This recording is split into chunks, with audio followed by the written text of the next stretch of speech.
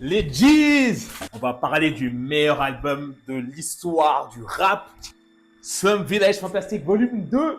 Pour moi, du coup, je n'avais pas précisé. Vous voyez ça? C'est ce qu'on appelle un bijou des bijoux, vraiment. Genre, vous savez, cet album, peu importe le nombre de fois que vous l'écoutez, vous revenez dessus, vous ressentez toujours les mêmes frissons. C'est exactement ce que je ressens avec ce projet. Et ce gang de bons musiciens, là, c'est les gars de Détroit, Slum Village, déjà pour vous montrer qu'ils viennent des bas-fonds, des trous, avec le chef d'orchestre, le seul et l'unique Jay Dilla. Si vous aimez Pharrell, il est fan de Jay Dilla. Si vous aimez Dr. Dre, il est fan de Jay Dilla. Mais on n'est pas là pour parler de Jay Dilla aujourd'hui.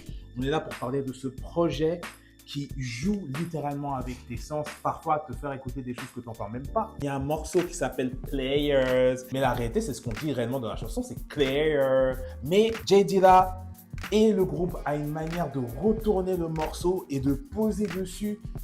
Ça rend le tout assez exceptionnel. La fusion soul, jazz et bien sûr le hip-hop dans le tout. La manière qu'ils ont d'accompagner les productions, elle est tout simplement stellaire et parfaite avec différents types de flows à parler de tout et de n'importe quoi. La réalité, ce que j'aime beaucoup dans ce projet, c'est que pour moi, ça représente la liberté. Je pense que ça représente bien aussi le terme Slum Village, c'est que ils sont liés à rien du tout en fait. La seule chose qui les lie réellement, c'est eux, c'est leur communauté, c'est Détroit. Même si Liberté parle de faire des ménages à trois dans des morceaux bien sexy comme Climax. En même temps, des morceaux sexy, tu as des sons avec D'Angelo, des morceaux hyper planants comme To You For You, qui a même été repris par Drizzy Drake. Le truc avec ce projet, c'est pas qu'il est parfait, mais si un morceau te touche dedans, c'est un morceau qui va te marquer à vie. C'est littéralement ce genre de choses qu'on peut définir qu'en écoutant. C'est logique de parler des Jay-Z, des trucs comme ça, mais l'album que je pense m'a le plus retourné dans ma vie, celui qui m'a fait découvrir l'amour vraiment, je pense que c'est celui-là. Ouais.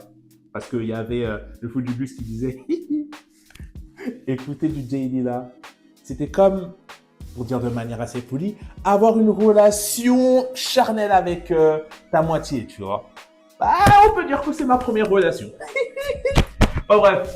C'est quoi votre album préféré de l'histoire? Et surtout, dites-moi si vous avez écouté ce projet. Et s'il vous plaît, écoutez-le, donnez-lui une chance, écoutez-le de bout en bout. Parce que vraiment, vraiment, vraiment, c'est l'histoire.